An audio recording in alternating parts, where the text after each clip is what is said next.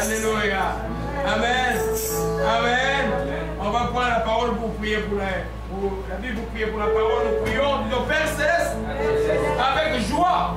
Je suis venu dans ta maison pour t'adorer, pour te louer. Merci d'avoir agréé ma louange, d'avoir reçu mon adoration. Père, merci de préparer mon cœur à recevoir ta parole. Ta parole est la vie pour moi. Aujourd'hui, elle me délivre de tout mal. Père, je te rends grâce pour la vérité qui est dans ta parole. Au nom de Jésus-Christ, je t'ai ainsi prié. Amen. Amen. Amen. Amen. La jeunesse chrétienne. Alléluia. Amen. Gloire à Jésus. Acclamons pour le Seigneur. Amen. Amen. Amen. Amen. Le Seigneur est bon. Donc nous avons commencé à enseigner sur donner, c'est recevoir. On a édité plusieurs principes. Je vais juste te rappeler rapidement. La loi de la semaille est une loi perpétuelle. Donc tout ce que vous faites, vous semez dans la vie, vous allez les récolter. En bien ou en mal, ne jouez pas avec ça. C'est pourquoi faites du bien aux gens. On a vu aussi que les chrétiens doivent donner parce qu'il a plus de joie à donner qu'à recevoir. Amen. Tant que tu n'as pas encore trouvé la joie de donner, ta vie sera compliquée. Quand tu donnes, quand tu transpires pour donner, il y a encore des problèmes. Tu dois avoir la joie de donner qu'à recevoir. On a vu que l'aide de donner influencera la qualité de votre vie éternelle. Alléluia. Car quand tu as eu l'occasion de donner, c'était des poids pour la vie éternelle. En d'autres termes, ce que nous avons vu dans Matthieu 25, Jésus a posé la question aux gens. J'étais en prison, vous m'avez visité. J'étais étranger, vous m'avez accueilli. Il a posé des questions à ceux qui ont fait du bien aux autres. De suite, quand tu n'as pas la propension de faire du bien aux gens, c'est problématique. Alléluia. Faire du bien, tu ne fais pas du bien quand tu es riche ou quand tu es pauvre. Tu fais du bien avec le peu que tu as. Alléluia. On a vu aussi qu'il existe un lien entre l'acte de donner et une récolte spirituelle. Alléluia. On a vu le cas de Corneille qui donnait des aumônes aux pauvres, qui priait et il a récolté le salut dans sa maison. Et nous voyons aussi Paul qui pose la question, on va voir un peu dans 1 Corinthiens 9 qui dit: si nous avons semé parmi vous le bien spirituel, et c'est une grande chose de récolter matériel, c'est aux chrétiens de récolter. Alléluia. Et puis, on a vu aussi que donner est une activité perpétuelle. On ne peut pas cesser de donner à cause des difficultés, à cause des gens qui nous tourmentent, à cause des... On ne peut pas cesser de donner ou de faire du bien. Alléluia. Amen. Amen. Quand je fais des voyages comme cela, il y en a qui connaissent le secret de mes voyages ici quand je voyage. Des fois, je suis vraiment en précarité. Mais je me rends toujours compte, quand je suis allé comme ça là, et que je fais le service de Dieu, à mon retour, il y a toujours un bonus, un surplus qui est comme une récompense de ce que je suis allé faire. Spirituellement et des fois matériellement. Alléluia.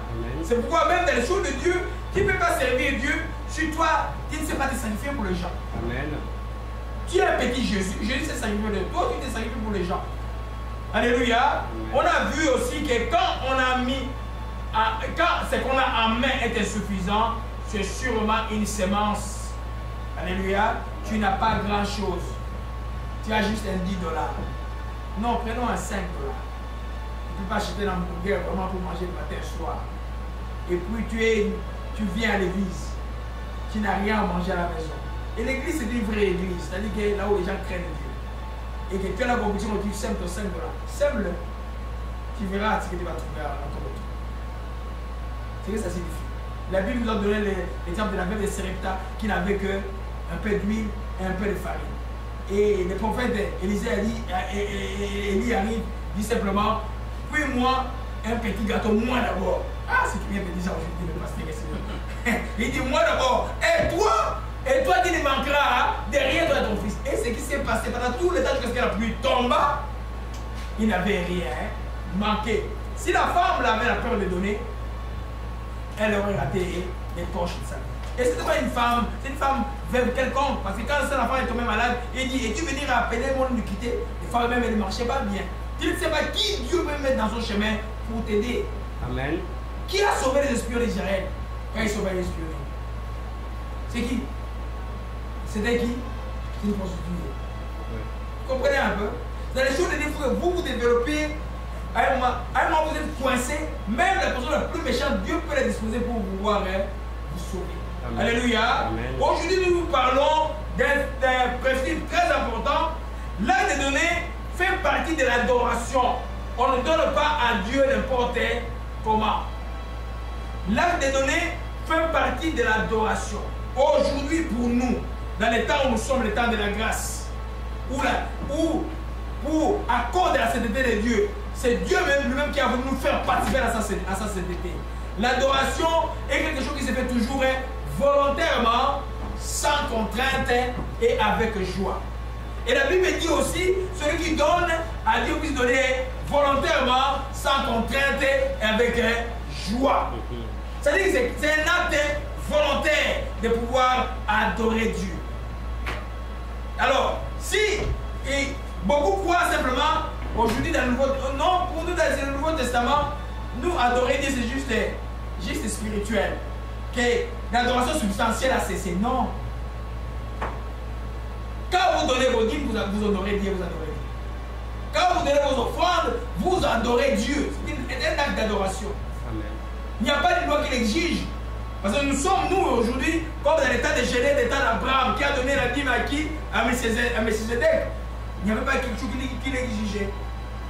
Nous sommes comme Jacob dans Genèse 28 qui dit, comme je pars, si je reviens et sain et sauf, Seigneur, tu seras mon Dieu, ce lieu, je donnerai la dîme dans ta maison. Ce lieu, ce sera le lieu, ta maison, où je donnerai la dîme. Il n'y avait pas de loi. Vous comprenez, dans le même chapitre, il a mis l'échelle entre Dieu et les hommes, l'échelle qui est qui pour nous aujourd'hui, Jésus-Christ.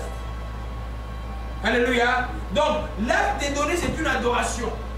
C'est pourquoi, quand on donne à Dieu, on ne donne pas avec une idée, ah non, on va me faire un petit retour d'impôt d'un maître. Ce n'est pas donné à Dieu. C'est dans les églises, mais c'est diabolique.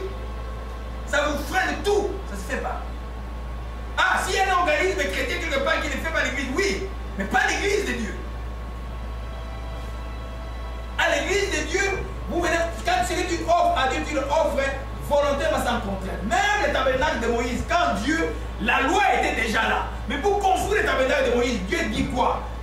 Recevez de moi des offrandes de ceux qui donneront leurs choses volontairement. C'est-à-dire qu'on ne peut pas forcer l'adoration. Dieu veut ne pas de force. Viens m'adorer. Non, c'est toi volontairement qui dis moi je vais adorer mon Dieu. Amen. Et je vais donner à mon Dieu. Amen. Alléluia. C'est pourquoi alors que la Proverbe 3. Proverbe 3. Moi je suis content ici. Même quand je vois quelqu'un venir à l'église, il est silencieux là, il ne bouge pas beaucoup. Mais ça passe le message. Amen. J'ai vu des résultats au Winnipeg, j'ai vu ça passe le message. C'est-à-dire l'enseignement, quand les gens prennent l'enseignement ici, ils vont ailleurs, ils savent que ça ne touche pas. Ils savent que ça c'est faux. Amen. Ça c'est faux. Dès qu'ils vont faire le rapport d'une église, ils vont là-bas, les blancs se projetaient différents des noirs, les diacres et blancs, on ne veut pas le pasteur noir qui est là. Le premier pasteur blanc qui avait fondé l'église, ils l'ont chassé, le groupe de 8, j'ai dit mais l'église n'est pas de Dieu. Si je parle demain, je vais leur parler publiquement devant la chair. Ils ont commencé à trembler. Et là, moi, je n'étais pas parti. J'allais leur parler. Là, des gens qui découragent les gens. Les racistes, quand tu es raciste, tu ne verras pas Dieu. Amen. Que tu sois un raciste noir ou un raciste blanc, vous ne verrez pas. Parce que les racistes sont fondés sur la haine. Amen. Alléluia. Revenons sur le sujet. Proverbe 3. On peut donner le micro à papa Jean-Louis. Alléluia. Amen. Proverbe 3, verset 9 à 10. Nous sommes dans les principes. L'acte de donner fait partie de l'adoration. Amen.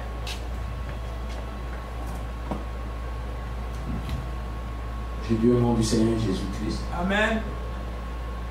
Honore l'Éternel avec tes biens, avec les prémices de tout ton revenu. Alors tes greniers seront remplis d'abondance et les cuves regorgeront de l'eau. Alléluia. Honore l'Éternel avec tes biens et avec les prémices de tout ton revenu. Alléluia. C'est-à-dire que ce que tu possèdes n'était pas à toi.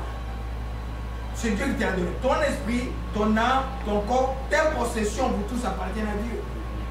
Maintenant, comment dire honore Dieu? C'est pourquoi quand vous allez dans l'histoire de la Bible, disait ça toujours un peu de manière intelligente du Saint-Esprit. Vous allez comprendre que Dieu, quand dans la loi, Dieu dit aux enfants d'Israël, quand vous donnez, souvenez-vous de ce que j'ai fait pour vous. On va voir ça, on va lire les textes. De ce que j'ai fait pour vous avez sculpté l'Égypte. Il ne donnait pas à Dieu comme ça, il donnait avec une parole qu'il faut prononcer quand il donne à Dieu. Parce que quand tu donnes à Dieu, c'est comme une reconnaissance que tu es fait à Dieu. Tu dis, ah, Seigneur, voilà, tu m'as béni, j'étais malade ou j'étais ici, on avait dit sur moi, aujourd'hui, moi, je suis béni dans le pays. Voilà, aujourd'hui, moi, je viens t'honorer avec cela. Toujours. Alléluia. Amen. Nous comprenons cela. Donc, c'est important de comprendre qu'il dit honore l'Éternel avec tes biens, avec les prémices de tout ton revenu. Alors, tes greniers seront remplis d'abondance, tes cours et mon jet. Ça dit d'autres termes, quand tu prends les prémices c'est quoi? C'est quand on plante du maïs, les premiers maïs qui sortent, on appelle ça prémices. Les premiers plantes qui sortent. Dans les animaux, c'est les premiers animaux que ton troupeau a. C'est ce qu'Abel a offert à Dieu qui a appelé à Dieu. C'est une forme de normalité parce que tu dis, Seigneur, j'ai gagné 1000 $, mais mon premier 100 $, je te l'offre. Alléluia. Ça doit être une règle. C'est pourquoi vous qui allez vous marier, c'est des choses à régler avec vos maris quand vous allez vous marier. Parce que moi, il y a des choses que j'ai entendues là-bas.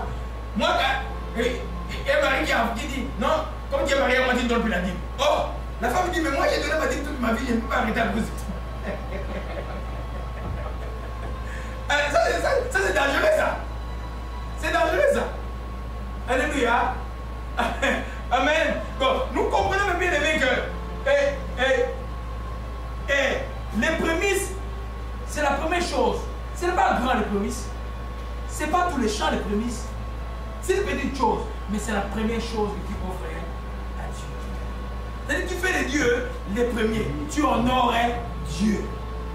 Dieu n'est pas contre toi. Dieu ne va te dépouiller. Et puis quand il fait ainsi à Dieu, Dieu dit, alors tes greniers seront remplis d'abondance. C'est-à-dire que tu ne manqueras de rien, tu auras encore plus. Comme il est écrit, celui qui arrose sera arrosé. Alléluia. Ça donne une habitude familiale à passer aux enfants. C'est une habitude qui doit être ancrée. Donc, j'ai été content de voir certains enfants qui ne réfléchissent plus. C'est-à-dire qu'on ne réfléchit pas sur ça. On dit, hey, moi, quand j'ai gagné $50, mon premier $5 apparaît pas mon dernier $5, pas qui a dépensé, qui a acheté du carburant. Ah, l'équipe, ah, j'ai fait, tu viens de... Là, parce que Dieu c'est le plus riche, n'est-ce pas? C'est le plus riche, il n'a pas besoin de ça. Il a besoin juste de voir est-ce que cet enfant est obéissant. Comme il a dit notre père Abraham, il a dit à Abraham quoi? Il dit, va, sacrifie ton fils, ton premier fils que Dieu aime le plus. Je vais vous dire, et l'argent est quelque chose de nécessaire de la vie des gens. C'est pourquoi vous étudiez, c'est pourquoi vous travaillez, c'est pourquoi sans argent vous ne pouvez pas vivre. C'est pourquoi Dieu veut trouver que l'homme est détaché de l'argent, que l'homme considère que Dieu est au-dessus de l'argent. C'est quand tu le reçois, tu veux que tu puisses l'honorer avec ton argent. J'insiste, c'est toi qui viens, ce n'est pas le pasteur, ce n'est pas l'église qui t'appelle, dit hey, frère, toi tu gagnes $50 000, mais on ne va pas t'addire à l'église. Ça se fait ici à Montréal. Non, ça, tu vas être maudit. Si tu ne donnes pas, tu vas être maudit. Non, ce n'est pas ce que j'ai dit. Moi, je parle. Parce que quand il ne donne pas, c'est un mec qui paie. L'adoration, il est volontaire. Alléluia. Nous comprenons ça avec bien-aimé. Alléluia. Donc, honorer. Amen. C'est pourquoi quand tu honores Dieu, la chose que tu présentes, elle doit être quand même valable. Tu ne vas pas présenter quelque chose qui est. Toi, tu gagnes, prenons, $5 000 le mois, et tu vas donner à Dieu $5. Est-ce que tu dis que c'est normal? C'est normal ça? Non. Non. Amen. Même si tu as donné ta dîme, 5 000 à ta dîme de $500. Mais l'offrande, ton offrande ne peut pas être $5. C'est-à-dire, moi, par exemple, quand je roule là, je ne peux pas donner moins d'$1 à un pauvre. Je ne peux pas, tu vas acheter quoi? Je donne quelque chose pour qu'il puisse manger. Amen. Vous comprenez un peu? C'est pourquoi dans cette notion, des petites notions importantes de donner, nous sommes retenus, nous sommes sur la loi, mais quand tu les fais, tu mets ton Dieu sur le piédestal. L'ennemi, vous savez, donner à Dieu a beaucoup d'importance. On va voir ça dans l'enseignement qu'on va terminer. Alléluia. Alors, dans l'Ancien Testament, allons un peu dans Malachie, hein? Malachie, hein? Je me rappelle, quand on était, je vous ai dit ça la fois parce que quand on était jeune catholique. Donc, le matin, quand on va à l'église, les petits sous, les petits mancoutes, là, c'est les petits mancoutes qu'on a dans la main pour aller mettre à l'église comme ça. Et qu'est-ce que le prêtre va faire avec?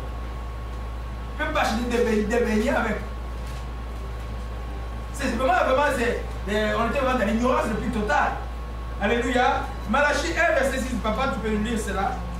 Malachie, c'est le dernier livre de l'Ancien Testament. J'ai lu au nom du Seigneur Jésus. Alléluia.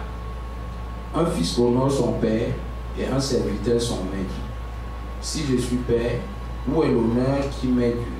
Si je suis maître, où est la crainte qu'on a de moi?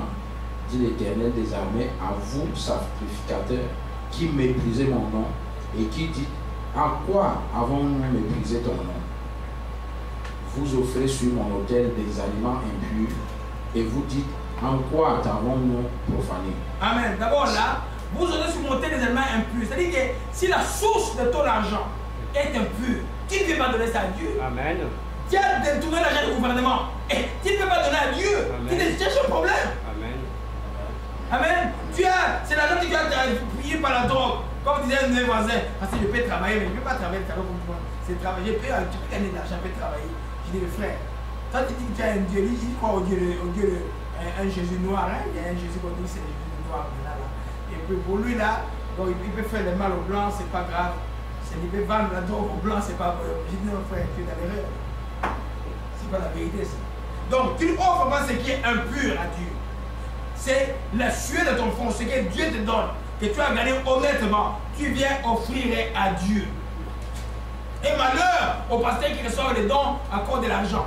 Quand moi je connais que tu es magicien, je dis, je ne vais pas recevoir ton argent. Je dis, répands-toi, chante ta vie. Alléluia. Nous continuons. C'est en disant, la table de l'Éternel est méprisable. Amen. Quand vous offrez en sacrifice une bête aveugle, n'est-ce pas mal? Quand vous offrez une boiteuse ou un film, n'est-ce pas mal?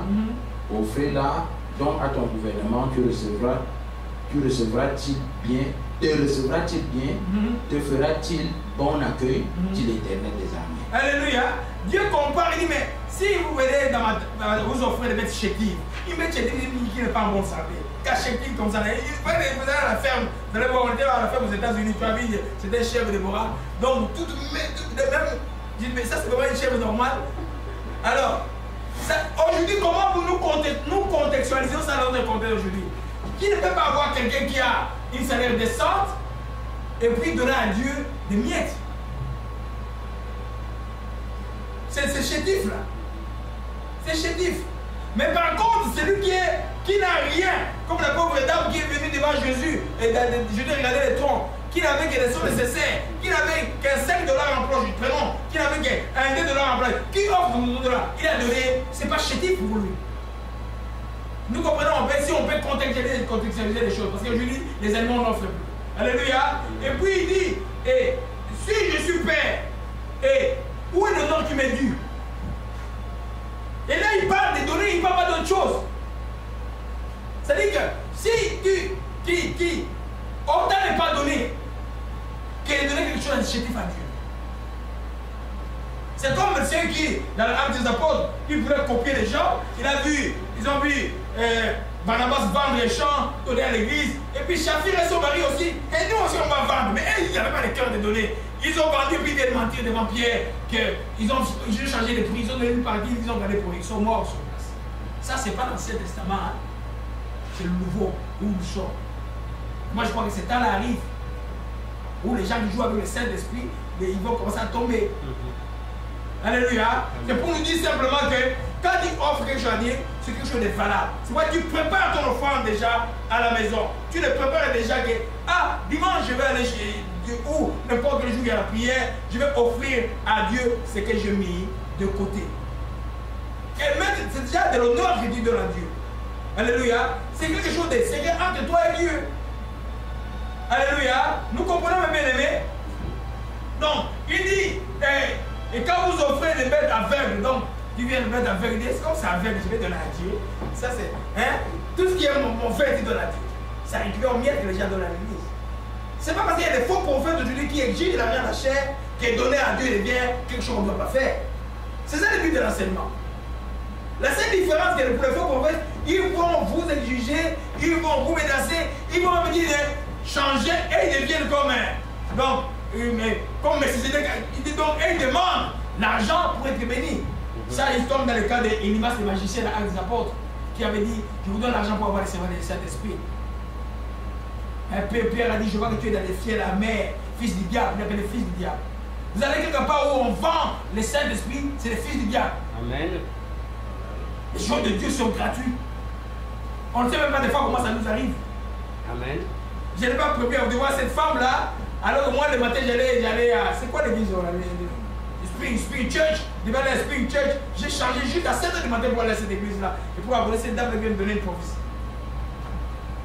Je ne sais pas comment Dieu fait les choses. Et ce que Dieu lui a dit, c'est exactement les choses. J'ai compris, c'est les choses vraies. Amen. Alléluia. Amen. Nous comprenons, mes bien-aimés. Donc, c'est important quand tu donnes à Dieu la première chose, tu examines ce que tu donnes à Dieu. Alléluia. Et tu le prépares à la maison. Amen. Tu le prépares à la maison. Et dès que je allons dans Deutéronome 26. Amen.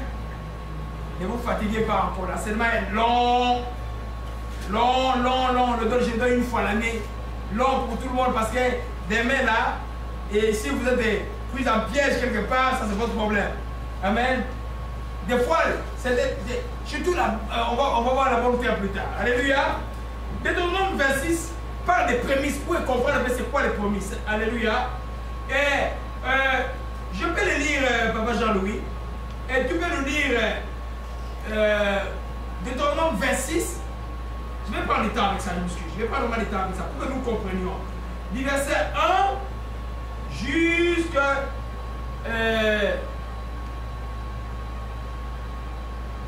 jusqu'au verset. Laissez-moi lire cela. Laissez-moi lire.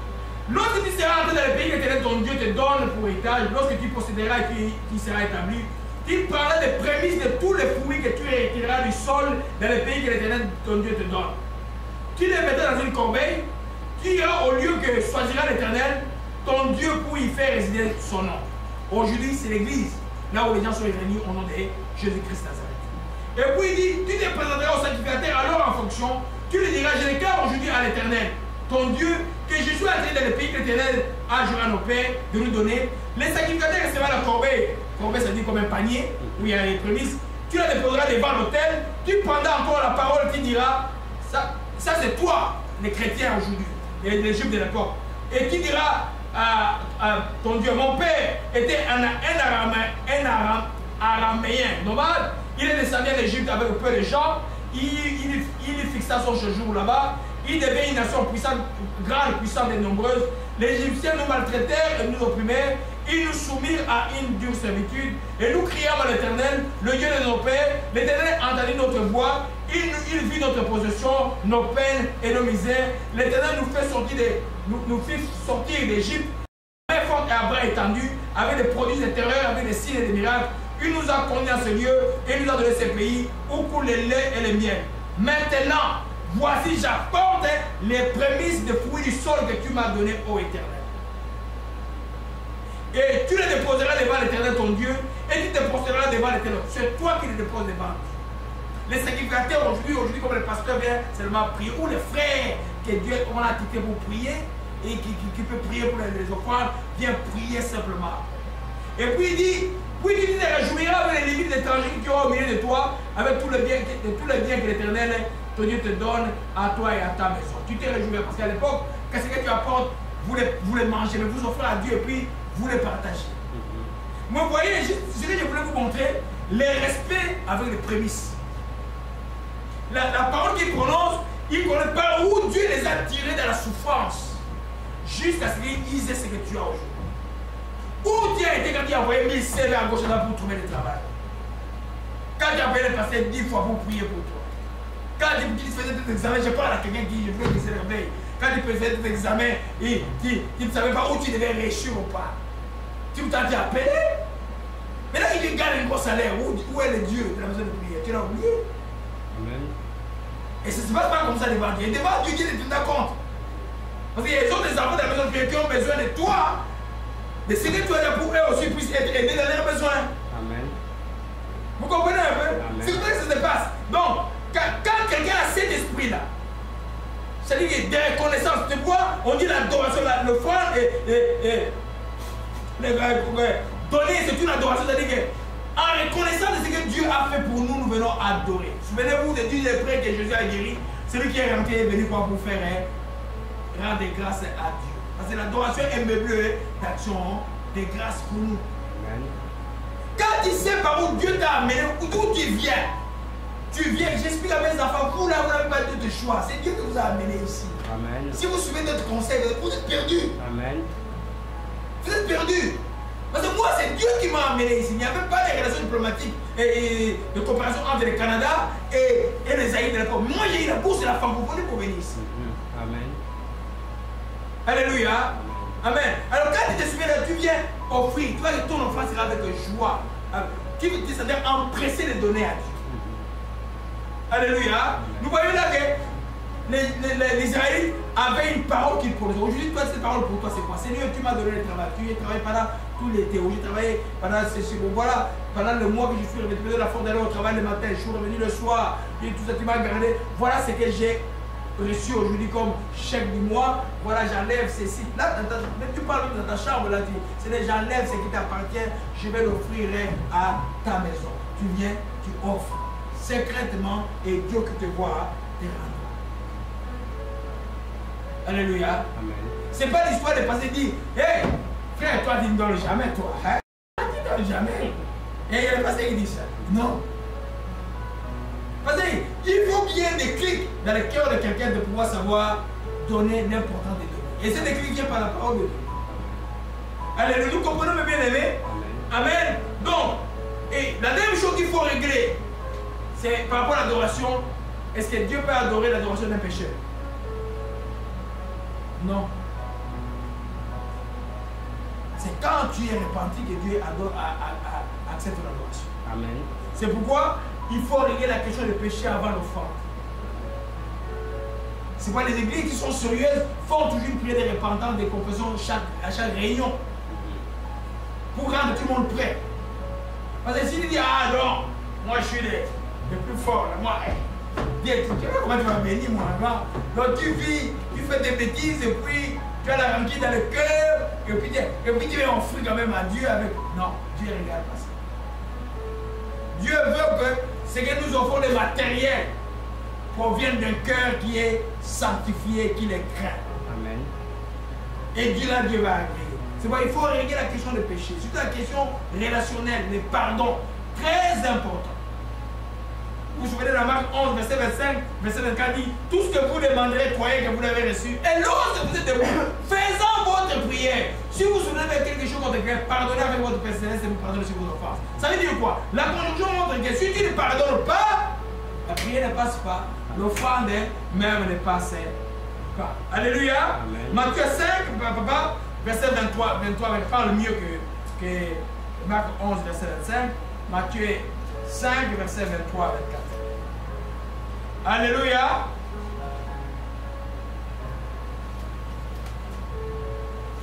Je lis au nom du Seigneur Jésus-Christ. Amen.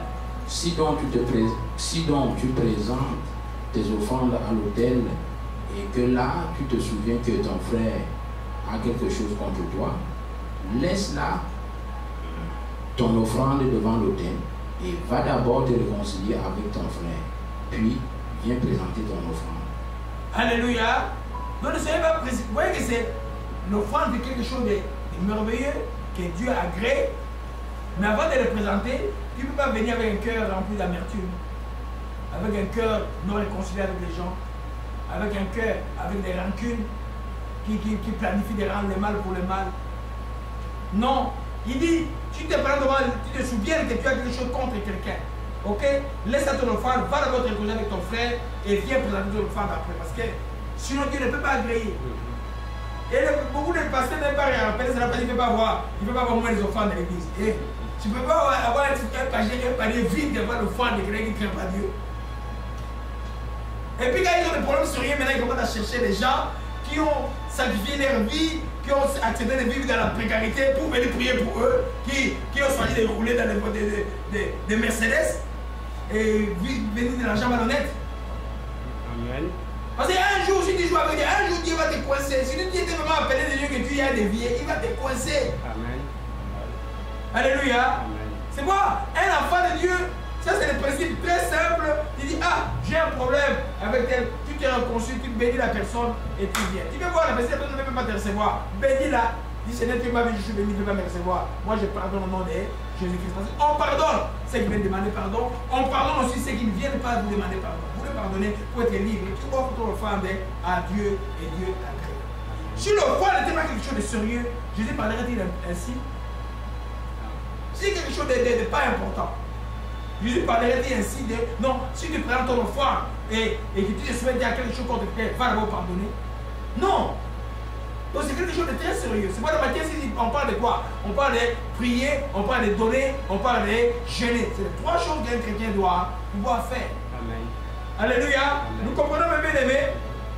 Donc, cette question-là, il faut la régler. Si tu ne la règles pas, ça devient problématique. C'est-à-dire que maintenant, ton adoration ne va pas être agréée.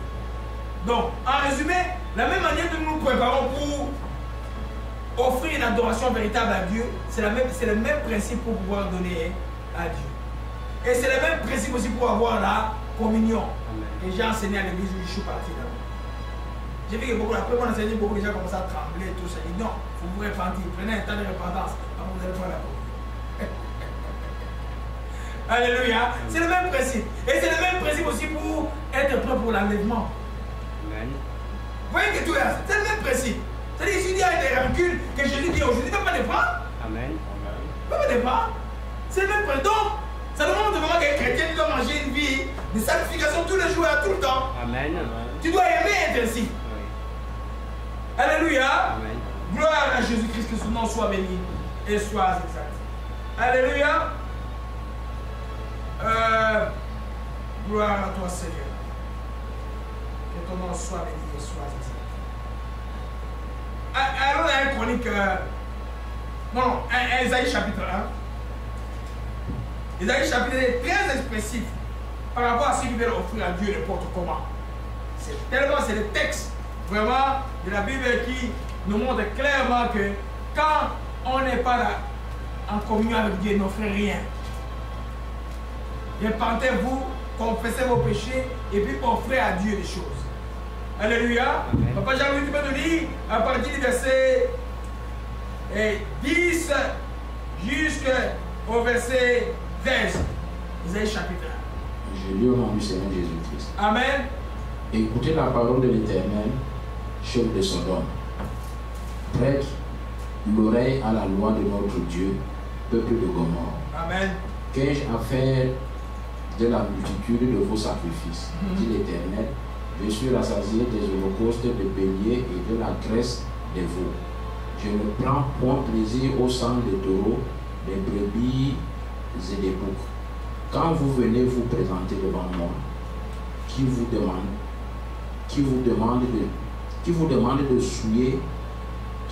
de souiller mes parvis, cessez d'apporter des vaines offrandes.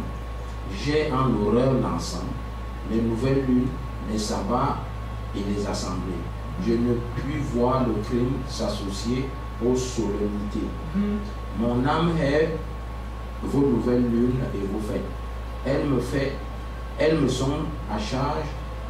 Je suis là de les supporter. Quand vous étendez vos mains, je détourne de vous mes yeux. Quand vous multipliez les prières, je n'écoute pas. Amen. Vos mains sont pleines de sang. Amen. Amen. Et il dit, écoutez la parole de l'Éternel, chef de Sodome. On est plein de l'époque de Sodome. Comme je disais, il faut faire attention. On est à l'époque de roi Osias, de Dakaz et des Ésias, l'époque avec ces prophètes. De ces prophètes est venu après, longtemps que Sodome a été détruit. Mais qui appelle Sodome? C'est Israël qui n'obéit pas à Dieu. C'est toi aujourd'hui qui crois que tu multiplies prières, offrandes, mais tu n'obéis pas à Dieu, qui détourne l'argent des peuples, qui vient offrir aux églises. Les églises sont des églises des démons. Amen. Dieu vous appelle Sodome, Dieu vous appelle Gomorrhe. Sodome et Gomorrhe, là, ce n'est pas les autres. Là, il dit j'ai détruit. Il faut comprendre le langage prophétique. On est maintenant dans le temps des Ésias, au roi de Juda. Vous allez voir chronologiquement, c'est après la destruction de Sodome. Alléluia. Amen. Et puis il dit, qu'ai-je à faire? Je vais lire dans le français courant. Alléluia. Il dit, je n'ai rien à faire avec vos nombreux sacrifices, déclare le Seigneur. J'en ai assez de béliers consumés par le feu, de la graisse des veaux. Je n'ai pour aucun plaisir au sang des taureaux, des agneaux et des boucs. Vous venez vous présenter devant moi. Mais vous, j'ai demandé de piétiner les cours de mon temps. Cessez d'apporter des offrandes, c'est inutile.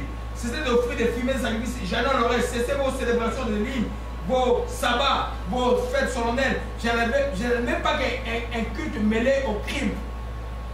C'est-à-dire quand quelqu'un marche mal, quand quelqu'un fait mal, vient offrir à Dieu, il mélange et donc les crimes à ce qui est solennel, à ce qui doit être un culte réel de Dieu. Et ça énerve Dieu.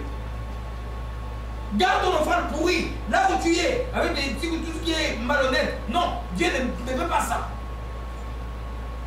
Et vous, les pasteurs qui ont et non, et le ministre est venu donner. Mais le ministre a volé l'argent, il vient vous donner. Vous acceptez, mais votre ministère va s'arrêter. J'ai vu le ministère des gens s'arrêter dans cette ville à Montréal parce qu'un un faux millionnaire, un magicien avait donné de l'argent. Le mystère est fini de cet homme-là, je vous le dis. Il me dit, ceux qui savent de Montréal savent ça.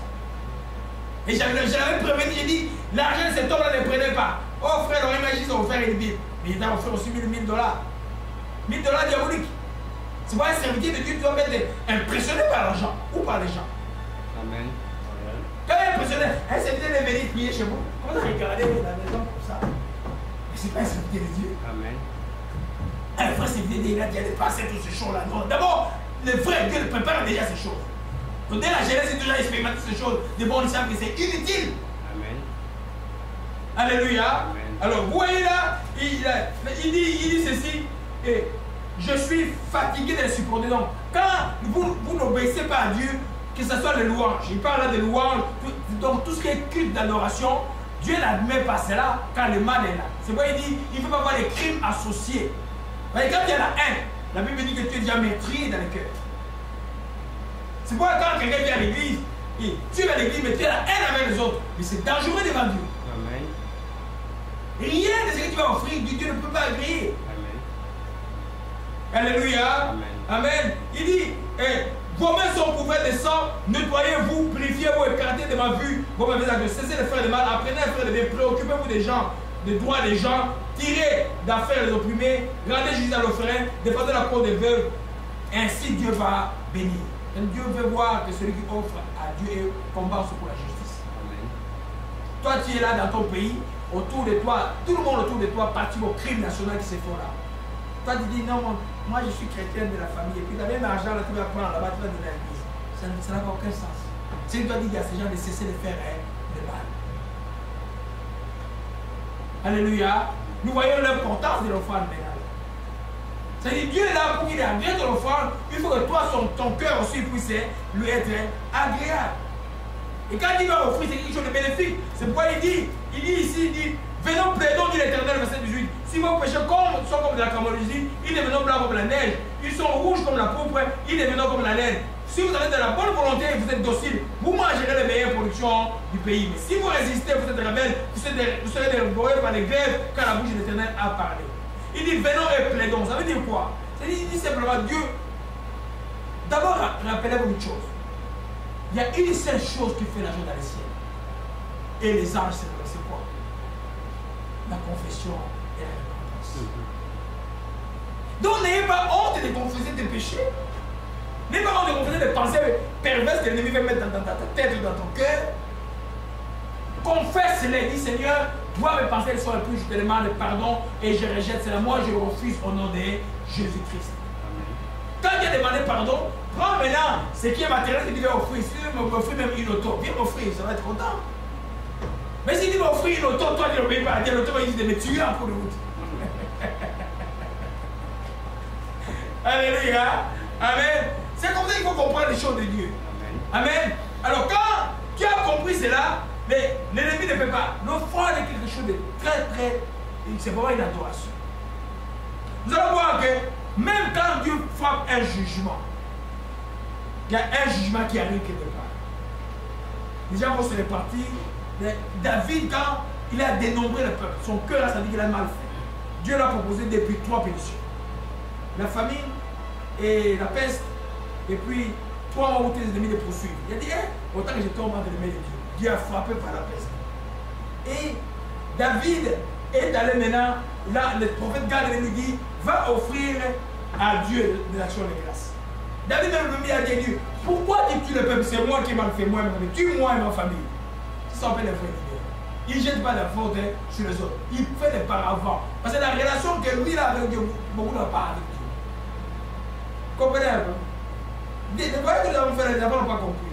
À un moment donné, j'ai dit, est-ce que j'ai commis une erreur de venir ici? Quand je suis arrivé, j'ai dit, on va retourner comment? J'ai encore à faire 2003 ans. Je prends la vie, je mets l'auto dans le train, je fais quoi? L'esprit me dit que tu vas y arriver, le retour sera plus aisé que l'année. Effectivement. Et pourtant, au retour, on a fait 2 jours. On n'a pas fait 3 jours. Je me dis, est-ce que je commets une erreur? Mais mon cœur disait toujours, vas-y, tout ce que tu vois là, Parce que même quand je somnais, j'ai pris des coca par là, des cafés par ici, des chats. Non, j'avais 10 choses. Je mangeais tout un panier des ignames comme ça là, hein, pour rester éveillé. Mais un moment, le cœur disait, tu vas. Ce que tu vas faire sera valé. Et là, je ne regrette pas d'avoir été. Alléluia. Je viens à dire à 1 Samuel 24. On va lire 1 Samuel 24, verset 24 à 25. Amen. Alléluia. Et on va terminer avec notre principe tout à l'heure. Alléluia. Amen. Amen. Amen. Gloire à Jésus-Christ. Toujours la paix est là. Et ton nom soit béni. 1 Samuel 24, c'est une belle histoire, il faut souligner dans vos Bibles. J'en parle plusieurs fois et puis j'en parlerai encore. Je lis au nom du Seigneur Jésus. Non, un instant. 2 Samuel 24. 2 Samuel. Alléluia.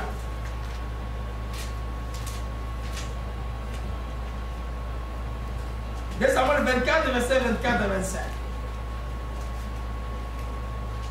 Il y a beaucoup à dire sur l'offrande, je peux parler encore 3 dimanches, seulement ça dans tous les détails, la suite. Je peux vous commenter, on peut parler de Salomon, on peut parler de beaucoup.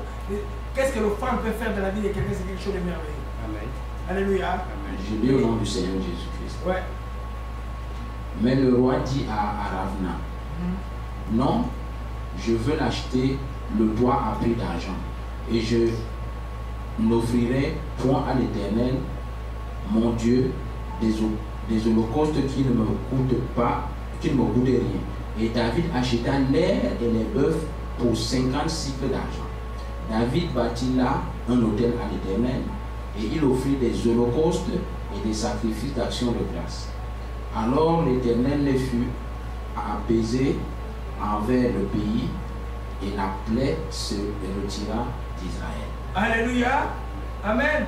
Vous savez que l'offrande là vient compléter l'ordre que Dieu avait déjà dit à l'ange, arrête. Mais le cas de prophète vient même David vient, il va l'aide à Arvan, c'était un Jébusien, c'était même pas un juif. Et puis, Arvan dit non, voilà les bêtes, voilà les attelles, tout ce qu'il faut pour l'offrande est là. Il dit non, David dit non, je n'offrirai rien à l'Éternel quelque chose qui me coûtait rien. Alléluia. Il a offert quelque chose qui lui a coûté quelque chose. Alléluia. Quelque chose qui lui a coûté quelque chose. Quand on a parlé des bêtes chétives, ce n'est pas des bêtes chétives qu'il a offert. 50 cycles d'argent, c'est beaucoup d'argent. Il a acheté, il a offert et Dieu fut apaisé par rapport à d'autres. Si quelqu'un nous dit, mais est-ce que dans l'état de la grâce, Jésus n'a pas payé tout le prix? Oui, Jésus a payé tout le prix. Et quand il tombe dans des problèmes de péché volontaire, il fait comment? C'est pour vous gêner dans le péché volontaire. Le péché volontaire, c'est-à-dire que tu sais que faire ça c'est mauvais, et tu as fait cela, et puis tu es tombé malade, tu as attrapé le sida, mais tu vas gêner. Pour que la continue de vivre, pas pour obtenir pardon. Dieu va te pardonner, mais pour que la conséquence de ton péché volontaire, parce que tu as tenu pour profond le sang de Jésus-Christ, tu as outragé l'esprit de la grâce. Il y a une punition pour ça. Dans le Nouveau Testament, il faut faire attention avec le péché volontaire. Le contexte que vous voyez dans l'offrande ici, David s'est dit qu'il ne pouvait pas offrir à Dieu quelque chose qui ne coûtait rien. Il a offert quelque chose de valeureux à Dieu. Est-ce que quelqu'un a obligé David de le faire? Non. C'est David avec son Dieu. Quand il veut offrir quelque chose de valeureux, c'est toi avec ton Dieu. Alléluia. Amen. Gloire à Jésus-Christ. Amen. Nous terminons avec notre principe. La qualité de l'offrande est déterminée par l'état spirituel de celui qui l'offre. Ça va un peu de pair. C'est-à-dire que ton offrande sera agréée si toi ton cœur est agréé à Dieu. Si ton cœur n'est pas agréé à Dieu, oublie l'offrande. Profite de Jésus par une confession et une repentance et il va te pardonner. Alléluia. Ne viens pas et il y en a à qui Dieu demande des choses à changer depuis des années. Ils changent, mais ils restent dans les mêmes choses. Je dis, mais comment ils font? Des fois, ils vont même louer, chanter Dieu, mais avec la vertu dans les cœurs. Je me demande comment ils font. Ça, c'est dangereux. C'est très dangereux. Parce qu'à un moment donné, la décision de fin d'état sera grave pour ces gens comme ça. On ne peut même pas louer Dieu, on ne peut même pas adorer Dieu quand notre cœur n'est pas en communion avec Dieu. C'est qu'Ésaïe 1 a dit tout à l'heure. C'est provoquer Dieu. C'est provoquer la colère de Dieu. Alléluia. Il y a des choses que je trouve très bêtes. Dieu merci dans les voyages, là, Dieu a préparé les cœurs des gens. Il dit Seigneur, je viens ici, je veux que personne ne me mente. Des fois, je fais des prières comme ça. Mais quand Dieu est devant moi, je n'étais pas là. Il peut me mentir. Les métiers comme ça sont tout, moi je dis, le jeune homme comme qui a fait. Mais on va t'aider, comme tu es sincère. Il n'y a pas, quand quelqu'un est sincère devant Dieu ou devant un vrai serviteur de Dieu, ben, c'est une grande voie de sortie. Amen. Les gens sages, intelligents doivent être sincères. Amen. Alléluia. Amen. Je m'appelle quelqu'un ici à l'église là qui venait qui trompait une femme ici à l'église des années 2004. Il trompait une fiancée de joie. J'ai gêné pendant 3 jours, il ne savait pas. Il dit, mardi je vais te voir. J'arrive, il dit, gênant, vas-tu épouser tel ou oui ou non? Je regarde les yeux comme ça. Il dit non. Non. Non. Ah, j'ai ma fiancée à cité le pays. Il dit ok, pourquoi tu fais perdre du temps? Et après il s'est réveillé, il s'est rendu compte qu'il a dit la vérité, mais c'était trop tard. Le Saint-Esprit ne va nous aider pour ça. Amen. Mais nous les enfants de Dieu, on ne doit pas être des gens qui font des choses comme ça. Tout ce que vous pouvez bâtir sur le mensonge découlera. Alors, c'est une perte de temps. Amen. Faites-toi violence, bâtis de la vérité. Même si les gens des jurys, des faits, des choses, bâtis de la vérité. Amen. C'est fini. Parce que quand il a dit la vérité devant Dieu, qui peut t'accuser encore? Personne. Alléluia. Amen. Amen. Donc, si ta vie ne plaît pas à Dieu, ton enfant ne pourra pas être agréé. C'est fini. Tu ne pourras pas être agréé. Tu vas donner, il y en a qui vont impressionner Dieu, tout ça. Il a détourné 10 millions, il dit, je donne 500 000 à Dieu. Mais Dieu ne va pas changer. Amen. Alléluia. Amen. Amen, amen. Gloire à Jésus-Christ. Amen. Ouais. Maintenant, la deuxième partie, comme on entend, on va terminer dimanche prochain. À qui donner? À qui donner? Là, on a vu le principe de donner, de nous stimuler, nous tous à donner. Mais à qui donner? On est enfant de Dieu. Moi, j'ai dit que à Dieu directement et à Dieu indirectement. Or, Dieu nous les voyons pas. Si on dit à Dieu directement, ça dit que à l'œuvre de Jésus-Christ, au serviteur de Dieu. La matière est donnée. Vous savez que j'étais très réticent à ça. Moi, c'est Dieu qui m'a ordonné à pouvoir toucher l'argent ici ou manger la partie de votre vie que vous donnez de temps en temps. Jusque, je crois, en 2007, je ne touchais pas. L'Esprit dit, mais si tu ne touches pas, les gens ne sont pas venus. Et il me montre qu'il me donnait en vision de ces Rwandais qui me donnait des trucs. Alors, quand je priais pour beaucoup de Rwandais, on vient Dieu me tester à travers les Rwandais. Parce que les gens, normalement, les gens humains devaient avoir la haine. Mais moi, Dieu m'a envoyé que ces gens peuvent prier pour eux. Alors, à qui donner? Directement les 10 000 offrandes et dans l'œuvre de Jésus-Christ. Alléluia. Beaucoup de problèmes aujourd'hui. Il y en a, comme cette église-là, j'ai rêvé retourner là-bas. Je dois parler à ces conseils des diacres, des anciens, là, des blancs. Je dois retourner là-bas, même en avion, on est parler. Parce que tout le monde va vider l'église maintenant. Il y a des églises qui prennent les serviteurs de Dieu comme n'importe qui. Ils peuvent décider de les chasser parce que Dieu a prêché sur la vérité. Ce n'est pas l'église de Dieu. Si les serviteurs de Dieu ne prêchent pas la Bible, qu'est-ce qu'ils peuvent encore prêcher? Alléluia. Amen. À Dieu directement, donc aux serviteurs de Dieu. L'ancien temps, c'était les Lévites, c'était les sacrificateurs. Quand vous offrez ces choses qu'on donnait au temple. Aujourd'hui, vous les donnez à l'église. Quand tu donnes à l'église, tu donnes à Dieu. Mais garde aux serviteurs de Dieu d'en faire ce qu'il veut. Selon lui, il va avoir des problèmes avec Dieu. Ce n'est pas ton problème à toi, c'est son problème à lui. Vous comprenez un peu? C'est qu'ils sont amusés avec ça, le problème c'est résolu. Quand tu vois des cas comme nous avons ici, une fille qui est en pré-éclampsie à l'hôpital, donc qui va accoucher à une hypertension montée là, envoie sa dîme 2 heures avant, 1 heure avant d'accoucher. Toi tu prends cet argent là, tu vas aller te promener avec les histoires de fer, ou aller nager à la plage. Tu vas avoir des problèmes sérieux. Vous comprenez un peu? Donc c'est l'argent sacré. Vous donnez aux serviteurs de Dieu. On va y aller rapidement, comme on par la parole de notre Seigneur Jésus-Christ. Alors quand on dit serviteur de Dieu, il y a beaucoup de notions que je voulais éclaircir aujourd'hui. Il y en a, vous allez entendre, ah, Paul a travaillé de ses propres mains. Mais il n'a pas dit tout l'histoire de Paul. Paul n'a pas travaillé de ses propres mains toute sa vie. Il a travaillé dans ses propres mains à un moment donné. Mais après, il ne pouvait plus travailler. C'est d'autres qui l'ont eu. Parce que le travail de Dieu est très demandant.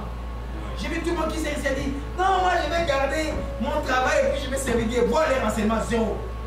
Pauvre! Parce que ça demande du temps. Amen. Demande à ses enfants combien de temps ça peut pas pour l'enseignement. L'enseignement, c'est pas la prédication comme j'ai vu ce jeune homme où Charles Winnipeg, il a pris un verset, il a parlé, le jeune homme il a parlé. Bon, c'était bon, le jeune homme a prêché. Mais c'est pas ça enseigner. Amen. L'enseignement, tu dois trouver des dualités, tu dois trouver des différences, tu dois savoir. Vous comprenez un peu? Amen. Tu dois lever des équivoques pour que les gens comprennent clairement. Amen.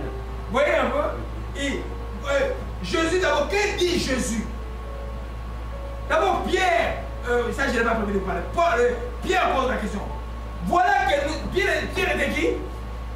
Pêcheur de poissons dans la rivière. Ok? Dans les lacs, c'est des pêcheurs. Ils avaient de l'argent.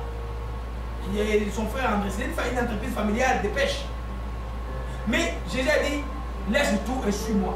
Et Pierre dit la question, Seigneur, voilà que nous avons tout laissé et nous t'avons suivi. Qu'est-ce que nous allons voir?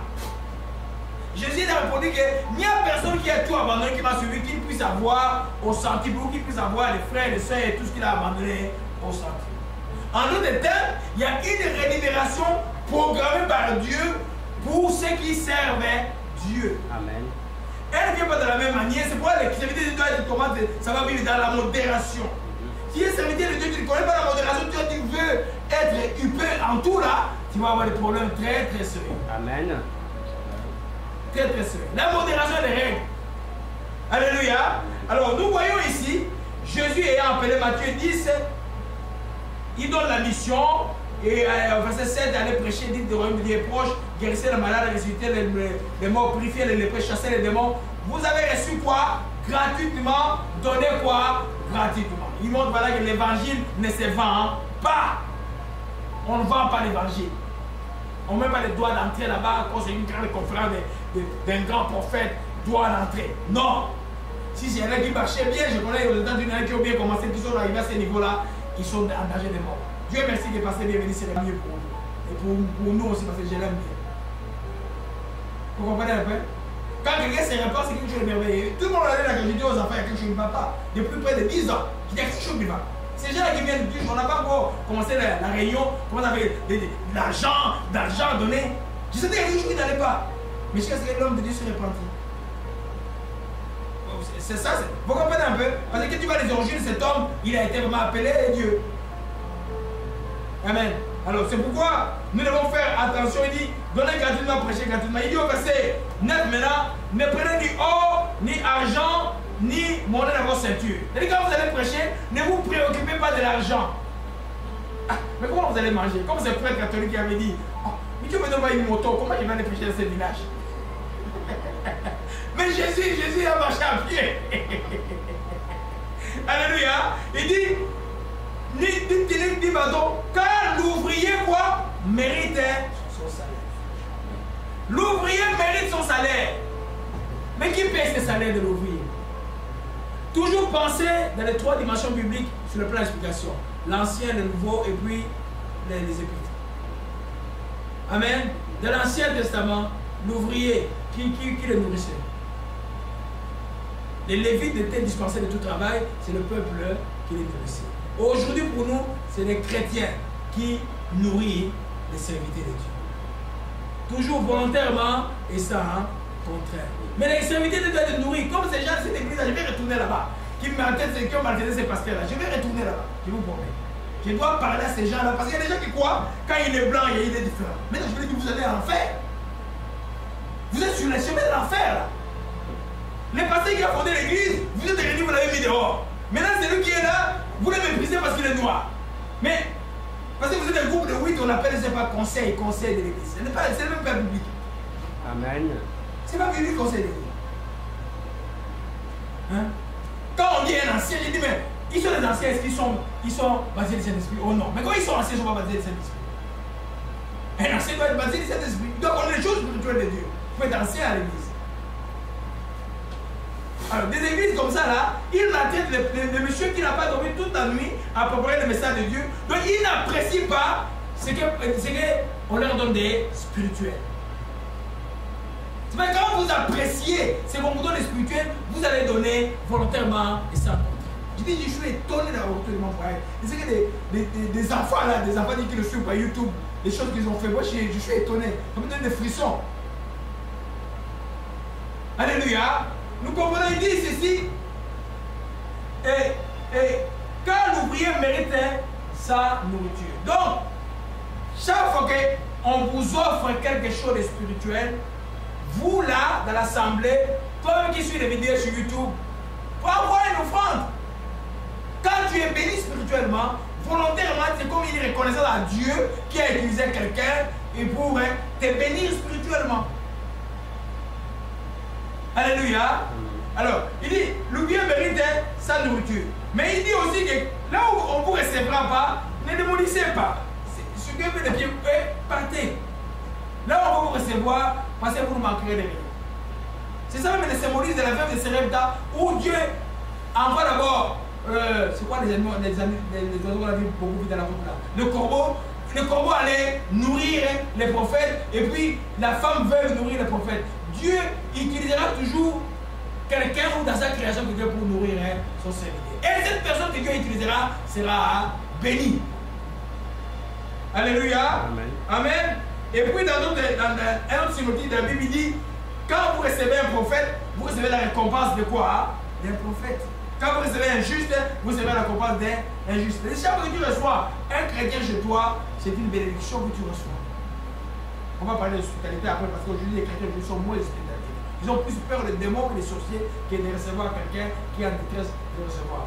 Un jour, les enfants étaient encore petits, il y a un gars que j'ai rencontré en cette ville-là qui joue la guitare, et puis j'ai donné ma carte. Un jour, il me dit, partez, je suis à Montréal, je n'ai pas où dormir. Alors moi, dans tout mon zèle, je suis allé chercher papa, je l'ai amené chez moi, j'ai préparé le divan pour dormir. Alors je dis, les enfants, je ne sais pas si Moïse se souvient, bien, vous vous souvenez? Hein? Vous vous souvenez, hein? Alors, les enfants se réveillent, ils viennent regarder. Nous, on a pris la Bible. Dans notre petit divan là au salon, on avait un petit appartement. Et puis il a dormi là-bas. Et puis le matin, je l'ai béni, il est parti. Ah, mais c'est ça l'hospitalité. Peut-être que c'est ton de guitare qui est venu. Parce que lui, il a la guitare qui est venue à Moïse, je ne sais pas. Je ne sais pas. Alléluia. Donc, on donne aux serviteurs de Dieu 10. Amen. Et Matthieu 10, verset 40, celui qui me reçoit, qui vous reçoit, me reçoit, celui qui me reçoit, celui qui m'a envoyé. Donc quand vous recevez par exemple un serviteur de Dieu, c'est Dieu que vous recevez. Amen. C'est Dieu qui l'a envoyé. Je veux dire un vrai, pas quelqu'un qui vient là pour vous arnaquer, il y en a beaucoup.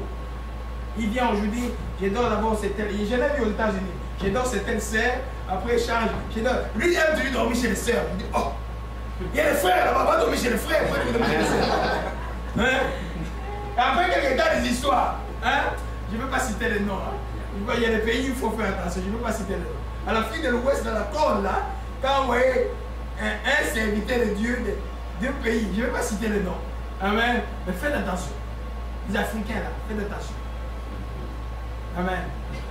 Quand quelqu'un vous voit dire la première vous voit, ah Dieu m'a dit, Dieu m'a dit. Ah non. Il va te dire des choses que toi tu connais déjà, que tu connais déjà. Alléluia. On revient sur le sujet. Amen. Donc, aux serviteurs de Dieu. Donc, quand vous donnez aux serviteurs de Dieu, vous donnez à Dieu. L'autre histoire, vous avez l'histoire de la femme dans 2 Rois 4, verset 14 à 16. Si tu veux lire 2 Rois 4, verset 14 à 16. Alléluia.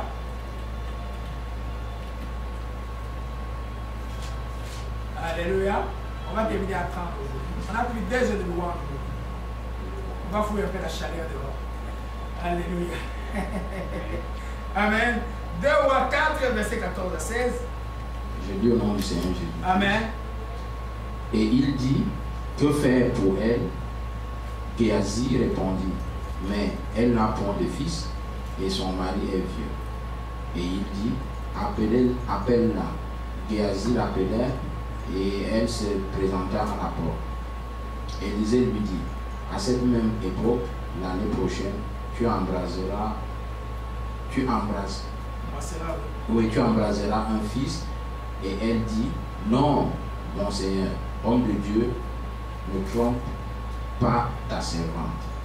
Cette femme devint enceinte et elle enfanta un fils à la même époque, l'année suivante, comme Élisée lui avait dit.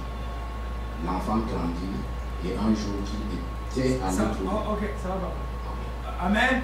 Je vais juste résumer l'histoire. Vous voyez cette histoire-là, la femme sur la Nile là, a vu juste le prophète passer. Il dit non, moi je vais l'accueillir chez moi. Il a préparé une chambre pour le prophète. Sans aucun intérêt, sans rien attendre le prophète, simplement parce qu'il ne pouvait pas supporter de voir un serviteur de Dieu passer. Donc il avait la formation du respect des serviteurs de Dieu. Pas comme ces gens que j'ai vu de ces conseils-là qui ont chassé les serviteurs de Dieu. Et de celui qui a fondé l'église et qui n'a rien fait. Parce qu'il disait la vérité. Alléluia. Alors nous comprenons, c'est-à-dire que maintenant, elle a reçu la récompense d'un prophète. C'est quoi? Le prophète est là, va t'amener des choses qui n'existent pas comme elle va appeler des choses qui n'existent pas à l'existence. Donc le prophète a appelé, elle a constaté qu'il n'avait pas d'enfant et il a demandé à Dieu de donner un enfant à cette femme. Qu'on ne vous trompe pas que l'état du prophète est passé. Le privilège prophétique est encore aujourd'hui. Amen. Sinon, le don de prophétie n'aurait pas existé. Un don, ça ne se force pas. C'est quelque chose que Dieu a mis à quelqu'un. Lui, quand il dit la chose accomplie. Alléluia. Amen. Donc, ils ont profité de ça. En d'autres termes, en accueillant le prophète, c'est que Jésus a dit, ils ont accueilli celui qui a envoyé le prophète. Qui a envoyé le prophète? C'est l'Éternel. Amen. Dieu leur a donné. Amen. Nous comprenons. Donc, ils ont donné au prophète et ils ont reçu. Alléluia. Donc, pour nous dire simplement, que donner au serviteur de Dieu est un devoir chrétien et non une exigence des serviteurs de Dieu. Retenez ceci, donner au serviteur de Dieu est un devoir chrétien et non une exigence de la part des serviteurs de Dieu. Donc moi, je ne peux pas vous exiger, donnez-moi. Non, je ne peux pas exiger ça. Mais vous, c'est votre devoir, après avoir été nourri par la Sainte Parole, vous aussi, vous donnez. C'est pourquoi Paul pose la question, est-il une grande affaire que, après avoir semé spirituel pour vous, que nous récoltions un peu de matériel de vous? Paul a posé la question. Pourquoi il pose la question? Parce que la discussion était de l'époque. Aujourd'hui, encore la discussion court. Et les chrétiens, pour qu'ils croient que quand ils donnent, ils enrichissent les pasteurs. Non, tu donnes à Dieu. Amen. C'est vrai que si le pasteur est sérieux avec Dieu, il va avoir tout ce que vous avez. Et puis Dieu demande en plus que vous partagez avec lui ce que vous avez. Si vous êtes sérieux avec Dieu, vous allez partager avec lui ce que vous avez. Amen. C'est à lui de garder la modération, de garder la sanctification, de garder la concentration pour la parole de Dieu. Parce qu'il y en a, quand ils commencent à voir beaucoup, ils commencent à dire, ah, l'église va fermer pendant des semaines, on va aller tous en vacances à la plage, tout ça. Là, si vous allez en vacances à la plage, vous retournez, les démons ont déjà pris d'avance. Hein? Là, vous étiez avec les démons. Ils ont pris l'avance. Le temps, c'est comme si vous voulez, chaque retour des vacances, vous recommencez encore. Alléluia. Amen. Les vacances des pasteurs, c'est toujours avec la parole de Dieu. Je peux considérer que j'étais en vacances à Winnipeg, je peux considérer ça. J'ai visité la nature, j'ai prié en cours de route, et puis bon, j'ai fait le travail de Dieu, puis je suis revenu. C'est une expérience que je ne vais pas oublier. Alléluia. Amen. Donc, Exode 23, verset 8, papa. Exode 23, verset 8. Gloire à Jésus-Christ.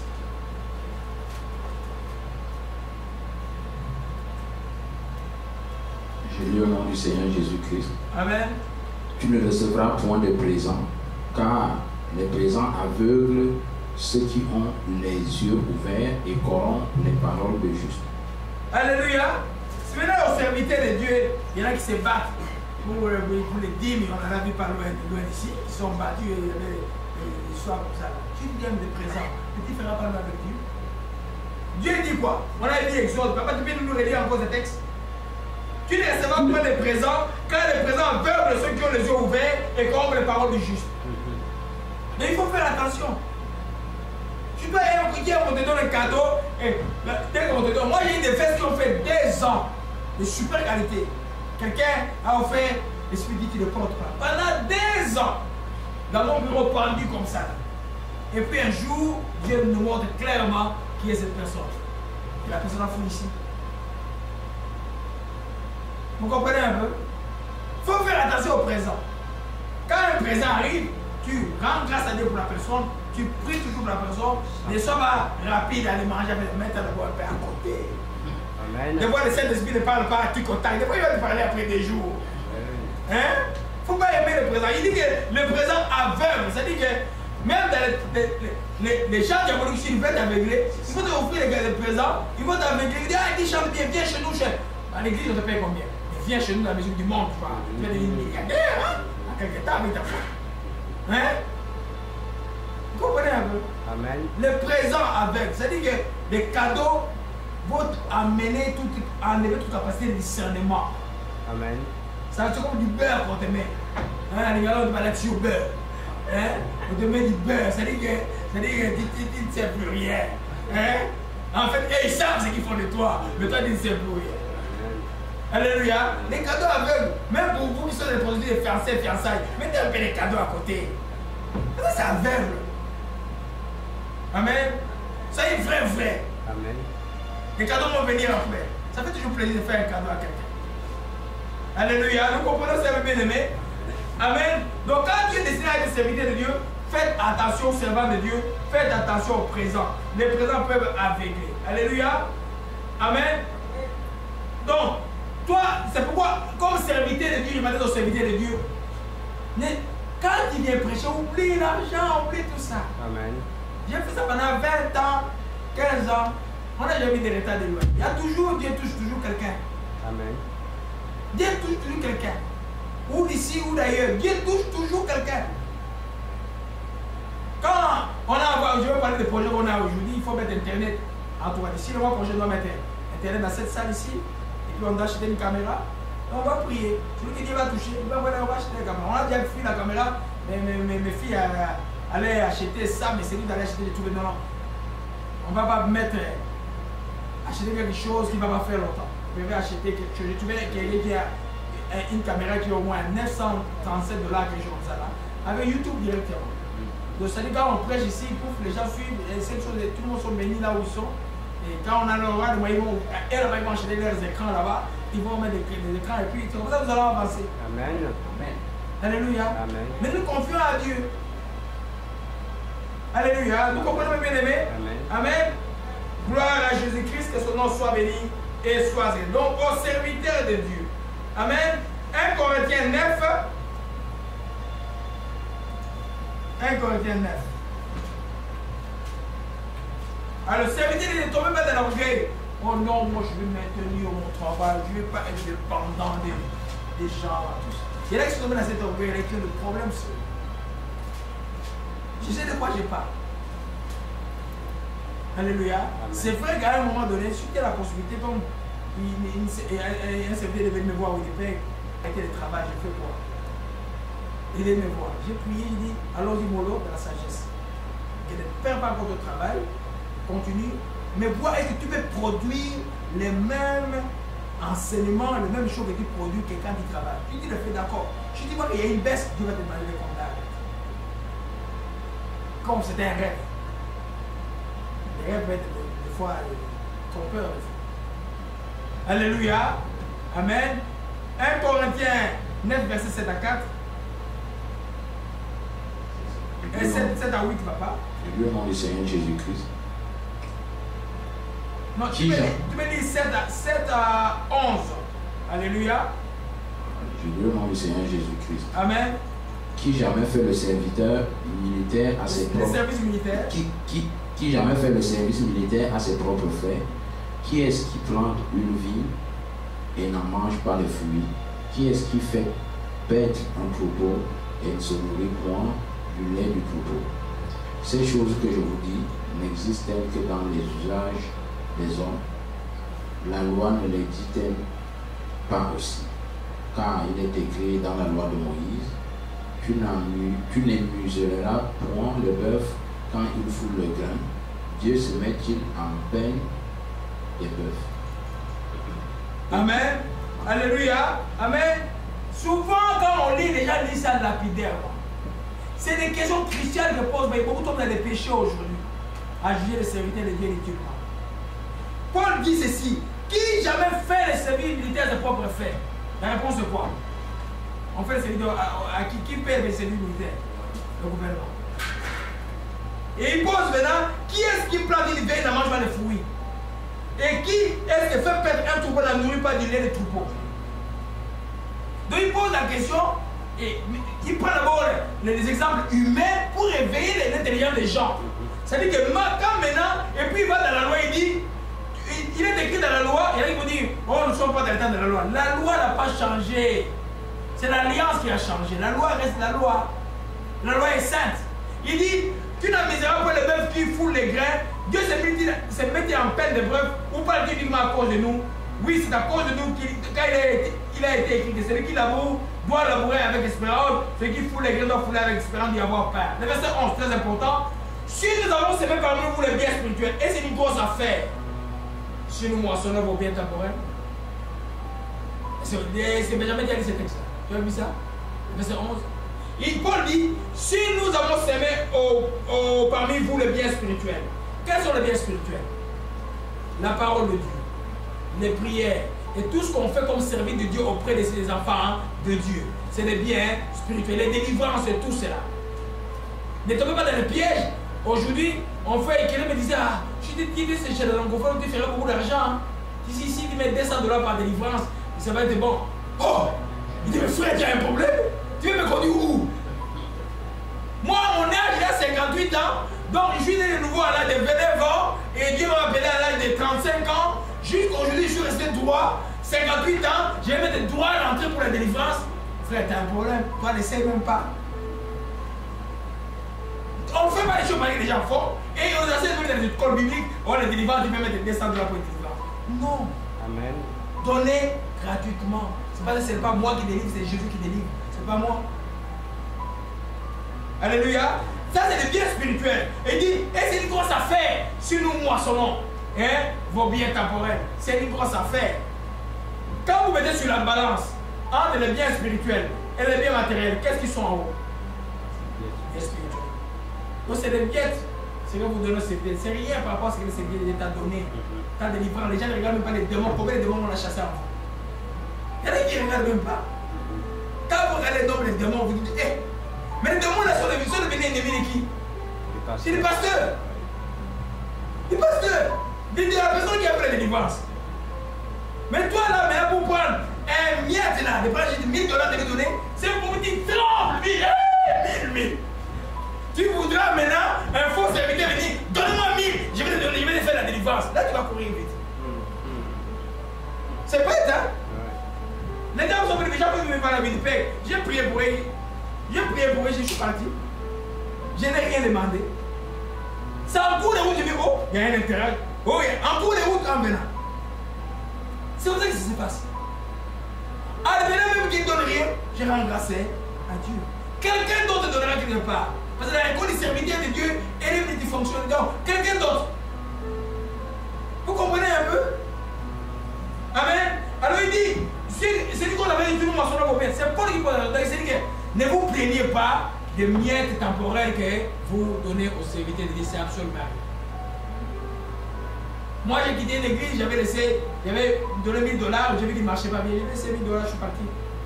Moi, j'ai l'air de 700 $. Je suis allé remettre l'air 700 $. Le pasteur me fouillait, il ne voulait pas croire. Il dit, toi, moi, Dieu m'a dit de remettre, vous gardez les miens. Il faut mettre attention à l'argent. L'argent que vous donnez ou les services que vous rendez au serviteur, c'est des miettes. Pour que ce soit un vrai serviteur de Dieu et quelqu'un qui craint Dieu. Alléluia. Amen. Donc, on va terminer par cela. On va connaître l'image prochaine. Il dit, non, je vais compléter ce texte avec Galates 6, verset 6. Alléluia. Galates 6, verset 6. Alléluia. Alléluia. J'ai dit au nom du Seigneur Jésus. Amen. Que celui à qui l'on enseigne la parole fasse part de tous ses biens à celui qui l'enseigne. Et le verset 7. Ne vous y trompez pas. On ne se moque pas de Dieu. Ce qu'un homme aurait semé, il le moissonnera aussi. Alléluia. Regarde, c'est deux phrases qui se suivent. Il n'y a pas de conjonction, mais c'est des idées successives. Il dit, celui à qui l'enseigne fasse part de tous ses biens, celui qui l'enseigne. Ne vous y trompez pas, on ne se moque pas de Dieu. En d'autres termes, quand les gens ne sont pas reconnaissants, et des fois même méchants avec ceux qui leur de Dieu, ils se moquent de Dieu, ils peuvent avoir des problèmes avec Dieu. Toujours, je répète, les serviteurs de Dieu, toi qui ne réclament rien. Et ils ont le devoir de prendre soin de toi. Alléluia. Nous comprenons cela, mes bien-aimés. Amen. Donc, la parole et le service de Dieu, c'est fait toujours gratuitement par les serviteurs de Dieu. Amen. Mais à qui cela a été donné, les mandats, et à ceux à qui la parole a été donnée, ont le mandat de s'occuper des serviteurs de Dieu. Et quand vous donnez aux serviteurs de Dieu, c'est à Dieu que vous donnez. Alléluia. Amen. Amen. Dimanche prochain, on va continuer à qui donner indirectement. Et puis on va voir en séquence quoi donner. Qu'est-ce qu'il faut donner. Alléluia. Amen. Je crois que c'est par là que nous allons terminer. Je viens pour insister pour aujourd'hui par rapport à ce qui se passe dans le corps de Christ aujourd'hui. Vous voyez, droit d'entrer quelque part, que ce soit à l'église, que ce soit un séminaire, que ce soit un concert, ce n'est pas permis par Dieu, n'y entre pas. Droit d'entrer, ça n'existe pas dans les choses de Dieu. Mais quand vous allez par exemple à un concert chrétien, quelqu'un qui craint Dieu, allez vous donner l'offrande volontaire. S'ils mettent, venez avec vos offrandes volontaires, c'est vrai, c'est les séminaires qui louent Dieu, allez donner les offrandes pour les encourager. Pas les droits d'entrée, pas les tickets. Oh, les tickets, ils sold out. Donc il a vendu tous les tickets, il est content. Il est content, il va venir faire un concert. Mais Dieu ne connaît pas ça. Dieu ne connaît pas ça. Alléluia. Amen. Donc, chaque fois que vous savez quelque part, quelqu'un exige de l'argent sur la chair. Levez-vous. Attends, ce n'est pas un péché. Il n'y a rien. Une fois, j'étais avec vous connaissez Pasteur Bienvenu. Et c'est un de vos grands frères ici à la maison de prière. On était à l'église, on était dans les années 93, 14, un serviteur, vous savez, les Nigériens, les Ghanéens, surtout les Nigériens, on a beaucoup de tours comme ça. Un Nigérien est arrivé là, il commence, ça monsieur, il fait son imagination et puis il dit que ceux qui ont 1000 $, venez ici, ici, vous avez pas cet esprit, ceux qui ont, voilà, 500 ici, 200 là-bas. Alors les gens de mon école étaient là, ils étaient à 3, ils sont descendus en bas de cette église, dans cet endroit-là, ils ont prié, ils ont sorti l'homme de Staline. Ils ont prié avec autorité, l'électricité est partie, paf, dans toute la salle. Les médecins disent, what's wrong? What's wrong? What's wrong? Après, on dit, tout le monde peut venir, on peut pas laisser. Tout le monde peut venir, même si tu n'as rien, tu peux venir devant. Des fois, il y en a qui le font parce qu'ils sont opprimés. Ne le faites pas. Ne faites jamais les choses qui sont en dehors de la Bible parce que les autres le font. Je connais des belles enfants que le prônent aujourd'hui parce qu'ils l'ont fait. Ils n'ont pas écouté. Amen. Alléluia. C'est par là que nous allons terminer. Alléluia. Amen. On va prier et continuer dimanche prochain. Éternel, nous glorifions ton nom. Nous te rendons grâce pour tout ce que tu nous as enseigné aujourd'hui. Cette profondeur pour nous encore de nous asseoir dans cette vérité, de donner, se recevoir au Père véritable. Merci encore de nous avoir éclairé, Dieu Saint-Esprit, de continuer à nous éclairer, à continuer à éclairer ton peuple sur les sujets. Nous croyons que ce qui a été semé va demeurer, va porter les fruits dans leur esprit, dans leur Christ, celui qui m'a écouté aujourd'hui. Père, nous te rendons grâce encore. Nous croyons de tout notre corps, de notre cœur, au Dieu de grâce. C'est au Père que celui qui sème récoltera, celui qui arrose sera arrosé. Père, nous te disons merci encore pour la promptitude que tu donnes à tes enfants, Père, à obéir à ta parole par rapport à cette matière. Père, nous te disons merci pour ta grâce. Merci encore pour ta volonté de nous aider. Nous te rendons tout simplement grâce. Au nom de Jésus-Christ. Nous t'avons laissé. Amen. Amen. Amen. Acclamons le Seigneur. Gloire à Jésus-Christ. Glorieux.